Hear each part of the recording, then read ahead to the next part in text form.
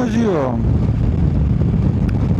Sper să reușesc de data aceasta să înregistrez acest clip care ar trebui să țină loc de concluzii pentru călătoria de anul trecut prin Balcani, la un an de la acel trip, cu speranța că poate experiența va fi de folos și altor colegi motocicliști. Să începem cu o scurtă recapitulare a ceea ce a însemnat acel voiaj. Au fost 7 zile. Am trecut prin Serbia, Muntenegru, Albania, Macedonia de Nord și din nou Serbia, revenind în România. Timpul total a fost de 7 zile. Prima zi și a 7-a zi au fost mai lungi ca și distanță și ca timp, de altfel.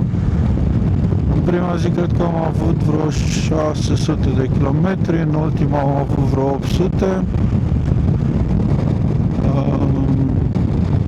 În celelalte zile cred că n-am trecut în nicio zi de 400 de kilometri parcurși pe zi. Distanța totală a călătoriei a fost de 3000 de kilometri. Dacă ar fi să o luăm să împărțim pe zile, în prima zi am plecat din Timișoara și am călătorit până la intrarea în parcul dormitor din Muntenegru. Asta a însemnat că am traversat Serbia.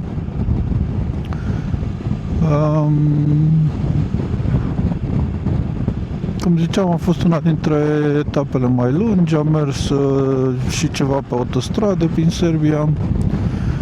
A doua zi am mers pe acel dormitor Ring, care este un drum foarte fain, de o bandă și un pic, în jurul parcului dormitor. Am trecut peste pasul Sedlo și am sfârșit ziua mergând spre Kotor, unde am și înoptat.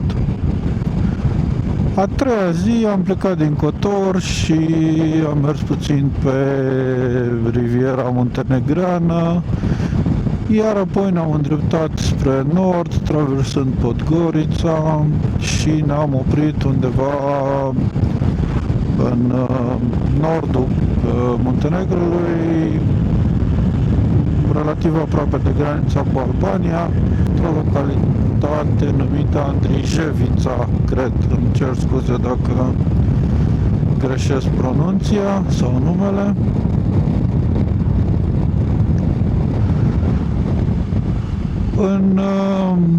Asta ar fi, cred că, deja a 4-a zi. Am plecat din Andrijevița și ne-am îndreptat către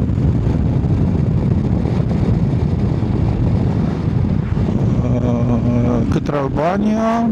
Am intrat în Albania pe un drum numit SH20, foarte frumos, prin munți, iar apoi am mers pe un alt drum scenic numit SH21 până la Tet.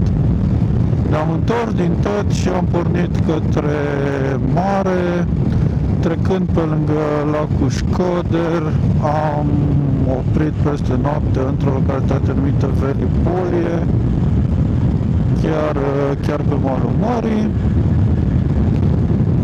Ziua 5 am plecat din Velipolie, am mers destul de mult pe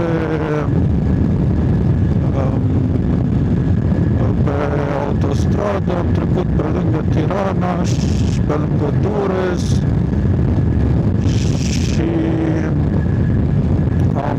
ajuns din nou pe malul mării, începând de la Vlore, iar apoi am mers pe Riviera Albaneză de data asta până aproape de Sarande, de unde am luat-o către nord, să zicem, și am înoptat în Girocaster.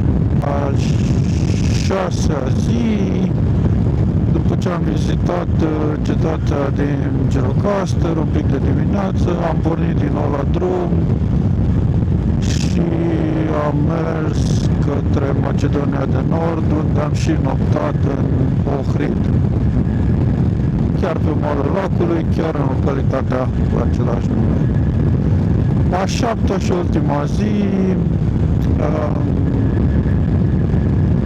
cumva ne luăm și o zi de backup în plan, dar pentru că s-au anunțat ploi, vrem în următoarele 2 zile, am decis să ne întoarcem până în România în această zi și am mers undeva, cred că la 800 de kilometri.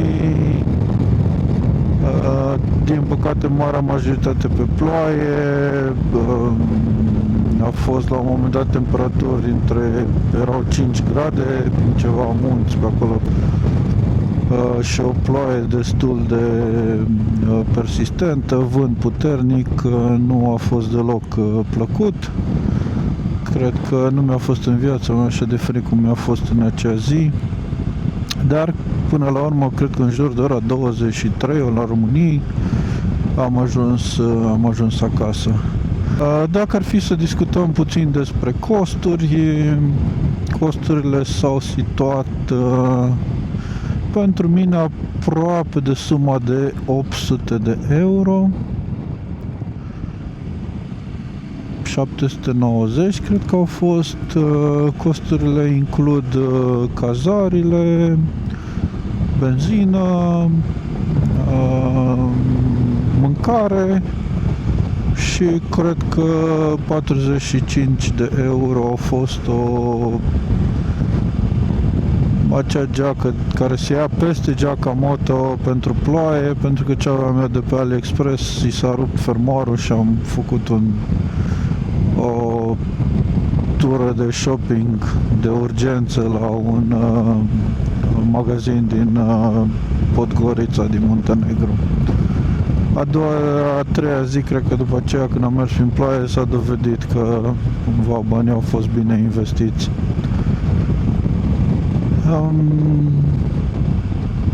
Dintre acești cheltuieli, cele legate de cazare au fost cele mai mari, să zicem. Cred că combustibilul a fost spre 250 de euro, sau nu mai știu cum am calculat.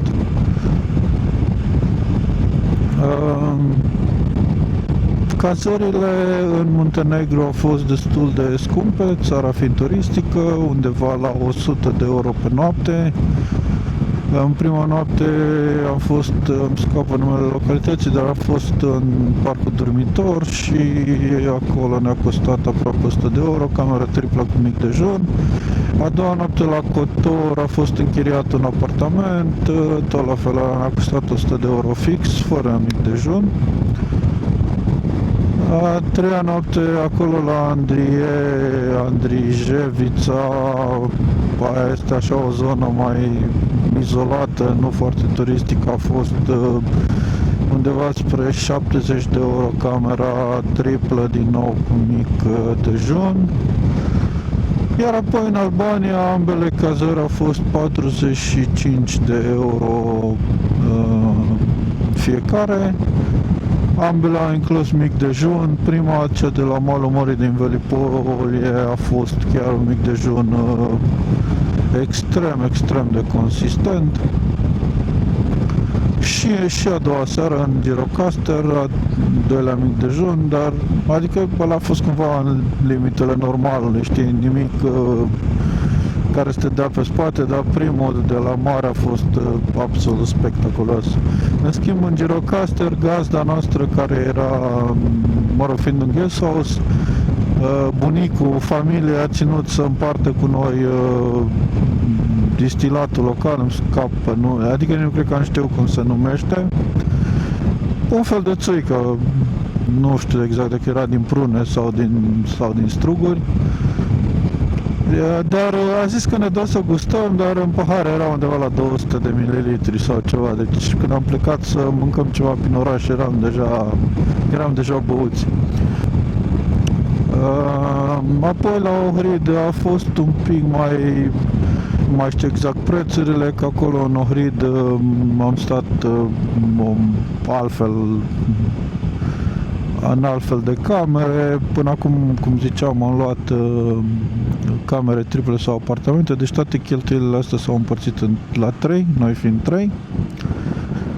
Deci una peste alta aș putea spune că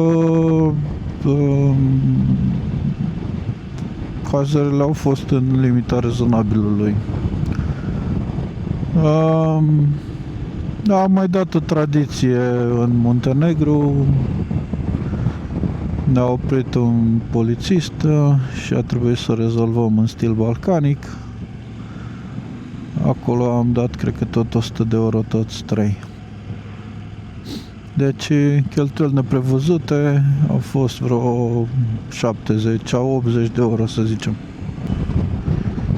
Trecând de la costuri la următorul capitol, mă zice că ar trebui amintită motocicleta. Eu am fost cu un Yamaha XSR 700, cei doi prieteni ai mei au fost cu motociclete de la celebru brand german Premium. Una mai mică, cred că de 900, cealaltă de 1250. Din punctul meu de vedere, Yamaha a fost mai mult decât decentă. Cam tot timpul, dacă a fost o problemă acolo, a fost problema de interfață, adică omul din șa care nu era suficient de bine pregătit, să zicem. Dar altfel motocicleta a fost la înălțime. Fiind un naked, vă dați seama că nu este cea mai potrivită motocicletă pentru drumuri de genul acesta, drumuri lungi. Deja după o oră și ceva te cam dor toate. Deși poziția este dreaptă, nu este ca la sportive, totuși cred că din cauza faptului cumva cum ți picioarele încep deja să-ți amorțească, să te doară, spatele mai puțin, nu e așa de ușor să te ridici în scărițe, adică nu e imposibil, dar poziția nu e chiar ideală. Și adică problema nu este la mecanica motocicletei, cât la ergonomie, și asta din cauza faptului că motocicleta nu a fost gândită pentru genul ăsta de drumuri. I-am mai adăugat manșoane încălzite care au fost de folos, mai ales în ultima zi, când a plouat și a fost foarte frig. I-am adăugat un parbriz aftermarket care a ajutat destul de mult cu vântul, deși nu ca un parbriz de motocicletă touring sau adventure, care inclusiv carenele și forma motocicletei te protejează puțin de vânt,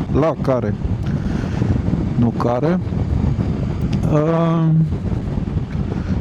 Dar una peste alta, cum ziceam, motocicleta și-a făcut treaba, am ajuns cu bine acasă, zero probleme mecanice de-a lungul călătoriei.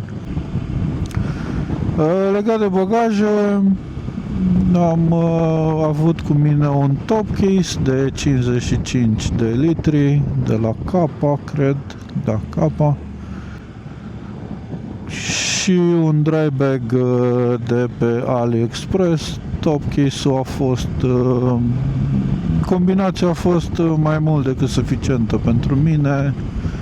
Am avut chiar o pereche de pantaloni moto de schimb, adică am avut o pereche de jeans și o pereche de pantaloni de ploaie moto. Următorul lucru pe listă ar fi siguranța. Mă gândesc că este relevant. Aș împărți-o în primul rând în siguranța rutieră. Sincer, îți dai seama pe drum că ești în Balcani și nu în, nu știu, ceva sătuc din Germania sau din Franța, din punct de vedere al politeții sau al prezenței sau lipsei instinctului de conservare, dar una peste alta nu am avut niciun eveniment deosebit pe drum în care să zici că, nu știu, ori noi, ori ceilalți participanți la trafic ne-ar fi pus viața în pericol sau drumuri nesemnalizate sau drumuri foarte proaste sau nu știu, deci nu, drumurile în general sunt de calitate acceptabilă spre bună, drumurile mai importante cam în toate țările prin care am trecut erau foarte bune, drumurile astea de munte gen Durmitor Ring sau SH21 poate mai aveau mici imperfecțiuni, dar oricum nu mergi cu viteză foarte mare sau ceva prin zona aceea. Tot legat de trafic, ne-a ajutat mult și faptul că am fost chiar la începutul lui mai și nu am prins trafic foarte aglomerat, adică în sezon mă gândesc că prin iulie-august situația ar fi mult mai serioasă din punctul ăsta de vedere, inclusiv pe drumurile astea înguste ar fi mult mai greu sau mai greu, ar fi mult mai aglomerate, mai multe mașini pe care trebuie să le eviți, nu ar fi o situație chiar atât de facilă. Al doilea aspect al securității ar fi, nu știu, securitatea persoanei sau a motocicletelor. Sincer, am căutat tot timpul să găsim cazări care au curte sau în Cotor am avut un garaj la acel apartament, deci am avut și noi grijă să ne facem partea noastră și să evităm să ne punem în pericol motocicletele, dar una peste alta nu am simțit că am fi într-o situație foarte sau motocicletele nu știu, nu ne-am simțit că am fi în pericol noi fizic sau de furt al motocicletelor pe unde am fost. În principiu oamenii sunt săritori, încearcă să te ajute,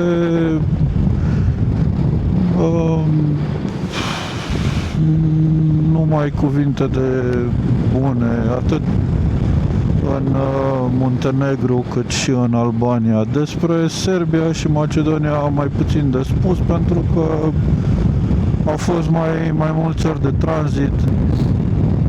Ce este drept, cam în toată zona Balcanilor oamenii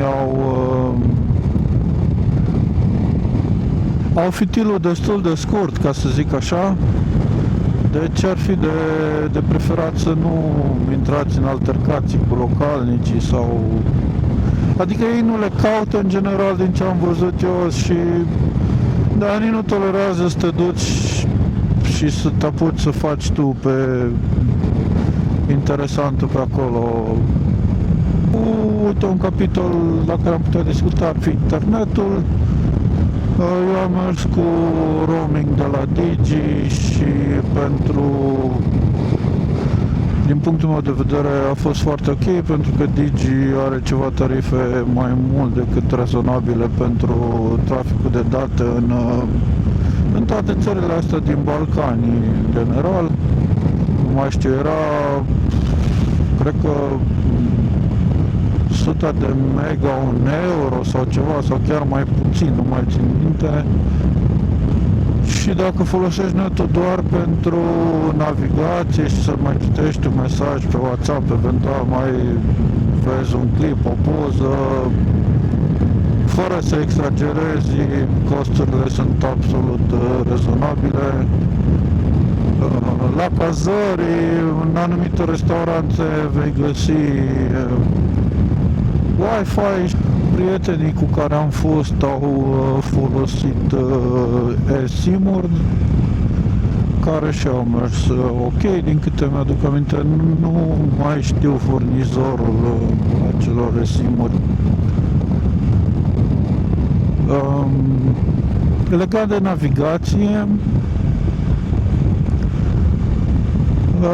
până la urmă cam toată călătoria am mers cu Google Maps și cu Waze. Planificarea călătoriei am făcut-o acasă pe desktop, folosind Google Maps. Atât planificarea cât și navigația au fost ok. Ne-au dus tot timpul acolo unde trebuia. Un minus destul de neplăcut al Google Maps este că dacă pregătești un traseu pe laptop, pe desktop, în browser, practic, și îți trimiți link-ul către telefon, dacă acel traseu are mai multe, este mai complex, ai folosit acea funcție în care poți pur și simplu să tragi drumul de pe, adică din cel sugerat, din ce sugerase el pe alt traseu, acel traseu nu mai este navigabil, adică nu vei mai avea o să-l vezi pe telefon, doar că nu o să ai activ acel buton de start navigație.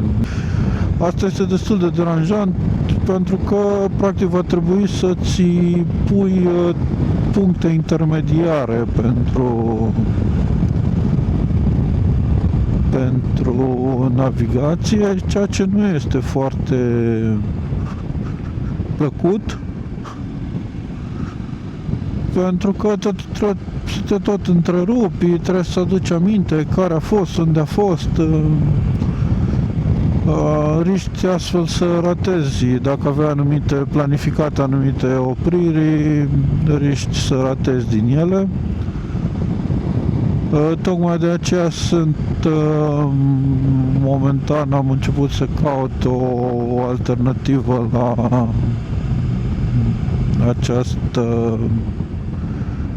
acest Google Maps sau Waze. Sunt mai multe și gratis și plătite. Din păcate nu au tocmai exact avantajul pe care îl ai pe Waze, de exemplu, unde poți să vezi dacă a raportat cineva poliție. Alternativa este să mergi 100% legal, ceea ce pentru motocicliști e mai ușor de zis decât de făcut. Dar am zis să vă zic acest aspect, pentru că mai ales dacă n-ați mai testat sau sunteți mai la început, ca cum am fost și noi anul trecut, e bine de știut. Poate tot la capitolul securitate trebuia să menționez mai devreme traversarea sau nu știu, trecerile de frontieră au fost foarte relaxate, absolut toate. Am trecut din România în Serbia, din Serbia Muntenegru, Muntenegru Albania, Albania Macedonia, Macedonia Serbia și din nou Serbia România. Oamenii au fost foarte cum ziceam, relaxați. Fiind din Uniunea Europeană, nu avem nevoie de vize în niciuna dintre aceste țări. Nu sunt 100% sigur că se poate trece cu buletinul peste tot. Eu am avut pașaportul la mine.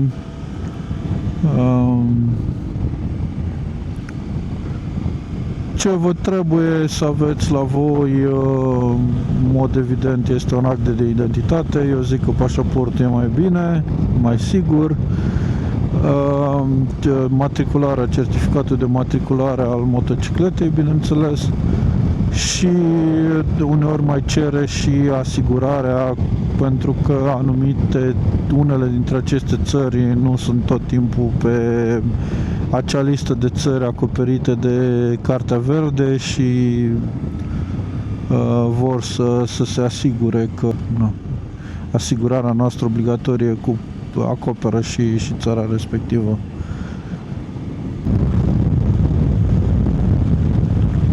Cred că ultimul lucru pe care vreau să-l amintesc ar fi legat de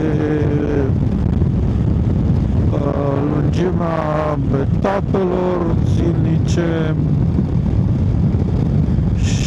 și anume faptul că din punct de vedere al mersului în sine pe motocicletă, distanțele probabil în afară de ultima zi au fost rezonabile.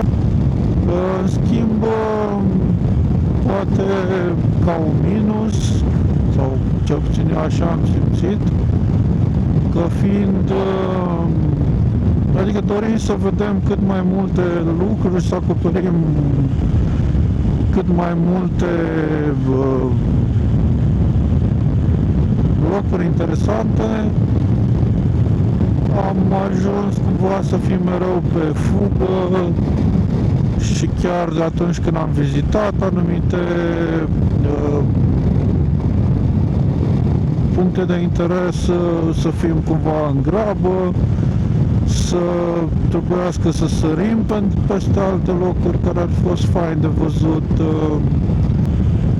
În același timp, nefiind niciunul dintre noi nici milionar, nici youtuber cu milioane de subscriber, nici pensionar milionar care să aibă bani să călătorească și timp, vă dați seama că totul este un compromis între cât timp ai la dispoziție într-un an sau și câte lucruri poți vedea în acel timp. Și e destul de greu să tai de pe listă anumite obiective sau să zici că, nu știu, fac etape foarte scurte ca și kilometri, tocmai pentru a nu rata absolut nimic din ceea ce poate fi, ceea ce ar putea fi vizitat. Și, deci tocmai de aia totul este un compromis. Deci dacă ar fi să încheiem toată această poveste a călătoriei din Balcani, cel puțin din punctul meu de vedere, nu pot decât să spun că Balcanii în general și Europa de Est, sau Balcanii în particular și Europa de Est în general, sunt locuri care, deși nu beneficiază de la fel de multă publicitate, să-i spunem, ca alte locuri mai faimoase din Europa, consider că absolut merită văzute. Sunt locuri sigure, sunt locuri cu oameni primitori, sunt locuri unde raportul între banii plătiți în general și ceea ce poți vedea, ceea ce îți oferă acei bani, de la peisaje până la interacțiune umană, până la absolut orice Mâncarea este absolut fantastică în general și nu știu, un raport calitate-preț este foarte, foarte bun. Tocmai de aceea eu vă recomand cu căldură să puneți benzină în rezervor cât încă mai avem de unde, înainte să se termine sau să ajungă la 20 de lei litrul, și mergeți și vedeți toate aceste țări, pentru că din punctul meu de vedere chiar merită văzute. Și nu pot decât să vă mulțumesc pentru atenție, pentru că v-ați uitat, și să vă doresc o vară plină de multe plimbări cu motocicleta sau cu ce călătoriți voi, bicicletă, mașină, rulotă, și sper să auzim numai de bine. La revedere!